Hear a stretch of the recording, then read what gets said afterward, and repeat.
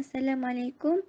My name is Nura'frina Zakirah Binti Abdul Halim from class IC 1103DP with number matric 2019216318.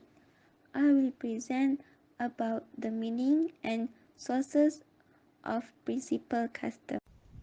Bismillahirrahmanirrahim. Assalamualaikum and hi everyone. My name is Saiyidah Syahirah Binti Shamsudin. My student ID 2019411594, and I will present to all of you about categories huruf, application and condition, principle of custom. Bismillahirrahmanirrahim. Assalamualaikum warahmatullahi wabarakatuh. My name is Aimi Khairunnisa binti Jaafar Sidek. My student ID is 2019-877236, and I present to all of you about the branches of maxim and the example of customary principle.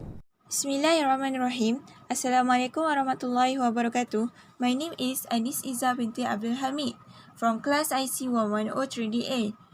My ID number is 2019434802. I will present about the example in principle al-adab muhakamah in muamalat, which are e-commercial and taqabud in buy asraf. Introduction. Al-adab muhakamah, which generally means custom as law, is the fifth of the five major Islamic legal maxims. This emphasizes the important position of custom in Islamic law as authorization for some Sharia decision. I will present meaning and sources of principal custom.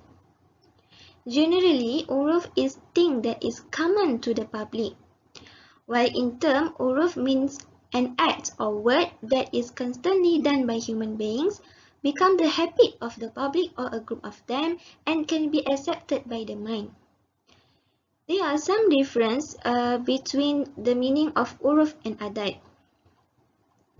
According to some scholars, adat is defined more to general nature, comes from individuals or public, and focus on this only. While uruf is more specific, comes from public only, and focus on words. Okay. However, both of these words have same meaning, which is custom that have been done repeatedly until it becomes ingrained in soul and accepted by common sense. Okay, now adhering to al-adab muhakamah or custom as a law. It means custom or adat will be hakam or method of references to issue Islamic law. A custom will be referenced when there is no nas or text from Quran, Sunnah, Qiyas and Ijma' ulama. So when a problem comes but there is no nas in Quran or either Sunnah, custom can be also evidence as long as it brings good deeds and not against to Sharia. Now we go to the sources, principle of custom. The scholars have made uruf as one of the methods to determine a law on it. These uruf have been taken from the evidence of Quran, Sunnah and Ijma' Amali. In Quran, uruf can be seen in Surah Al-A'raf, verses 199. In this verse, Allah SWT commanded the Prophet Muhammad SAW to command people with uruf, which is what is good, beautiful, can be accepted by the intellect and can give peace to the soul. So here, all Muslims can practice the uruf in their muamalah from a good custom that also becomes a necessity for them. Therefore, what has been commanded by Allah is something that is used in Sharia. Other than that, uruf also can be looked in Surah Al-Baqarah verses 233. Here, Imam Al-Tabari has interpreted this verse by explaining the obligatory by refer to determination of food and clothing, which is must be uruf and usually known in society. Next, principle of custom in the sources of hadith is from Ibn Mas'ud radhiyallahu anhu. which is mean whatever the Muslims see as good is good in the sight of Allah, and whatever is seen as bad by Muslims is bad in the sight of Allah. According to the hadith, Muslims must see the uruf as something good based on natural habits in terms of Islamic law, and not from their lust. It is because the uruf is also a relief and mercy from Allah. After that, custom or uruf based on ijma' amali is considered when an act that is common among human beings at certain time and lasts without being opposed by anyone. It is always used by the scholars in every age, which is based on their ijtihad, where their actions are considered as ijma' sukuti or ijma' silently. An example of ijma' amali that has been used is al-istisna method in mu'amalat, which is order a manufacturer to manufacture a specific good that always common among people.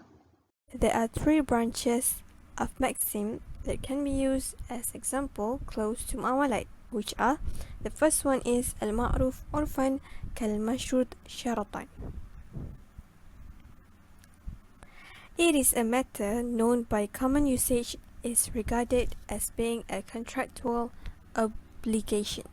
This related maxim is something that we commonly use or do in the society or and community as a custom or habit. This custom must be accepted by people and society. As an example of this maxim is when we need to use a usufruct, we need akad. But when the use of usufruct has become a habit or routine, then we need to pay for it. And the common of paying for what we use has become a custom to the community or society. And the second one is at-ta'yin bil-uruf ka-ta'yin bin-nas. It is a matter established by custom. It's like a matter established by law. Meaning of this related maxim is a legal determination based on uruf or custom that has met the requirements as a legal basis is the same position as the legal determination based on the nas. As an example of this maxim is a contract of sale using local currencies. The common of using the local currencies in the sale contract has become a custom and habit in most countries. And the third one is al-ma'ruf bayna tijar kal-mashrut bainahum. It is a matter that recognized by merchants is regarded as being a contractual obligation between them. The meaning of this related maxim is something that has been generally accepted among traders and merchants, happens as a condition between them. The thing that is not made by seller are not stated as condition, but it has same legal strength with the condition that has been made intentionally between them. As an example, if the purchaser bought a commodity from merchants or traders by installment without agreement of time payment, but however it is customary for the purchaser to pay it on weekly installment to the merchants, then the payment must not exceed the period.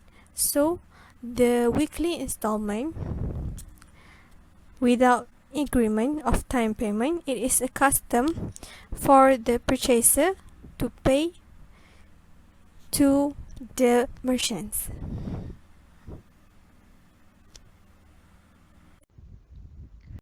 Okay, next we turn to categories uruf. Okay, categories uruf, there are three types of uruf. Okay, firstly, the verbal and practical uruf, which are qawli and amali. The verbal uruf is normal action by humans, as the example by mutah, which is the purchase without ijab and qabul. However, practical uruf is the normal words that have their own different meaning based on their own original word, such as the word of walad. In uruf, it means for boys, while the meaning is for girls and for boys. Second, the valid and invalid uruf, which is sahih and fasid uruf. Valid uruf means uruf that not contradictory with nas, ijma, maslahah and does not lead to harm. Moreover, invalid uruf is the normal thing by humans but opposite with syara or a thing that permissible what was prohibition and prohibition what was permissible. And lastly, the general and particular uruf, which is am and has. According to Zahid Mahad Musa, general uruf mean normal action or words that using by all Muslim countries, whether new or old. Other than that, particular uruf mean normal action or words that using by certain countries or some groups, for instance seller, farmers and so on. In Iraq, they divide the dowry to immediately or delay. Okay, we turn to application. There are many customs that everyone had used. Firstly, the day on which human consider in a week has a weekend, such as Saturday and Sunday. But in Malaysia, for Johor, Terengganu, Kelantan and Kedah, their weekend is on Friday and Saturday. So that is the example for uruf or public uruf, and everyone know about that. Next, the customs of Malaysia society, which is when someone come into someone's house, they must take off their shoes. If not, it will be the large issue for them, and it also one of the bad attitudes and should be avoided for keep the relationship between society, while in the other countries this thing is nothing to them. Okay, lastly, the customary usage of certain words among certain groups of people, such as the usage of the word doctor. In universities, normally this title refer to a person who hold a PhD degree, but among a common person, this word normally refer to a medical practitioner. Okay, condition, principle of custom. Based on Muslim scholars, there are many conditions that must fulfill in a customary. To get the valid uruf has their own condition must to follow. Firstly, uruf must mutarridan and ghaliban, which is mutarridan is kulliyah, that's mean all, and it can use as public and everyone knows about that. However, ghaliban is majority, which is all humans use that things or words. Okay, next, the uruf must not opposite with Quran and Sunnah, Nas. If it conflicting with the Quran and Nas, it will be cannot to use in Sharia, and that uruf cannot be acceptable. Other than that, when the law was exist, the uruf that used to be as backup should form. This means that uruf should widely practice either words or action when law was existing. If the law exists using the uruf that doesn't practice anymore, so it never be a law, which is muhakama. Okay, lastly, don't have something can disobey uruf. From this sentence, it means that the uruf must be clear from any cancellation, either words or action. Example, If huruf that used by someone for shop or market with the loan, which is taksid, it can be cancelled if the buyer said for cash. It also same as delivery cost, which is the seller must responsibility to cost, but it can be cancelled if the parties agree to put the cost to the buyer. Okay, next is example of customary principle in muamalat. The relationship between uruf and muamalat is very close because nowadays, banking and financing or any business transaction also applied by custom. The scholars also use some related custom as sources of law determination.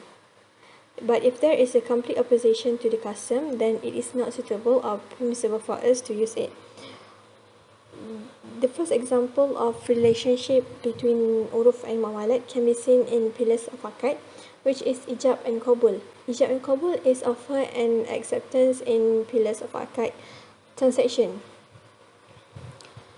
Ijab and qabul by lafaz is not necessary. This first opinion is not by majority of scholars because some scholars such as Imam Shafi'i, he said that ijab and qabul need to say clearly between buyer and seller to avoid misunderstanding in contract. And some scholars also say that noting method can be used as ijab and qabul in buy daily things. If we want to buy, if we use a small commodity, then we can use not method as ijab and qabul. Offer and acceptance necessary in important contracts such as lease contract. Why it is important for us to use clear ijab and qabul in this contract? Because lease contract use big commodity such as car or house. If a community refuses to use not as ijab and qabul, then it is prohibited to use it. If the community refuse to use not as their custom of ijab and qabul, then the community cannot use not as ijab and qabul. Lastly, Quran and Sunnah does not explain a specific way of ijab and qabul in contract. This opinion is from Ibn Qudamah. He said that there is no ayah or hadith that explain the specific way of ijab and qabul. He also said that uruf of a community can be used to determine the specific way of ijab and qabul. So it is permissible for us to use our custom as the way of ijab and qabul. I will also talk about the example of principle al-adah muhakkamah in muamalah. E-commerce sale is also can be one of the example that using principle of custom. Basically, e-commerce sale means electronic commerce sale, which is a business model that lets firms and individuals buy and sell things over the internet. Although e-commerce sale is a conventional trade, but the concept of e-commerce sale is almost equated with Bai' Salam. This is because Bai' Salam is a sale agreement that involves advance payment for goods that are to be delivered later. This practice is acceptable because they have become the standard practice based on the Al-Adah Muhakkamah. Once it's become normal using by all, including Muslim society, and not against Quran and Sunnah, then the practice will be valid. However, Sharia compliant e-commerce can be happen only if it meets the essential requirements of Islamic contract law that Muslim jurists make for offer and acceptance, contracting parties, and subject matter. So, in Islamic perspective, e-commerce can be carried out if all transactions in line with the Islamic principle and free from interest, riba, scrambling, maisir, uncertainty, gharar, coercion, and any forbidden element. Third example for principle al-ada muhakama in muamalat is taqabud in bai' asaraf. Generally, bai' asaraf means currency exchange. To be more specific, Maliki refers bai' asaraf exchange between money and money from different currency, while for exchange money and money from the same currency is called muratalah. Sharia allows practicing bai' asaraf as long as it meets the requirements. The condition in bai' asaraf is actually mentioned in the hadith Rasulullah report by Ubadah ibn Samit. According to hadith, it must be in the same value, like gold in exchange for gold. Some ulama interpret the word of gold in the hadith to money. Rasulullah also say in the hadith, hand to hand means that there must be a handover in the contract assembly. Lastly, in the hadith also mentioned that if the genus different means different currency, then it must be in cash and should be no delay in handover. This is why it becomes the issue with the current practice market for bai' asaraf. This is because, based on the current practice market, the delivery of money in bai' asaraf T+2, which happen in the interbank forex exchange forex transaction, take 2 days to settle the payment after the transaction was made. This practice is actually allowed by the Sharia Advisory Council. They allowed this because this practice established due to the customary business practice, uruf al-tijari, which arises from the operational limitation. From this discussion, we can understand that although some jurists may not accept custom in issuing a law, but custom is also an important element for majority jurists to analyze some case that require law determination, especially in Islamic contemporary studies.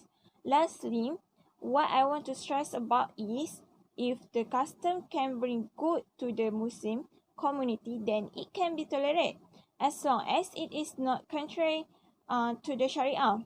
We must remember that everything make us a good Muslim, then Allah will be pleased with it. From this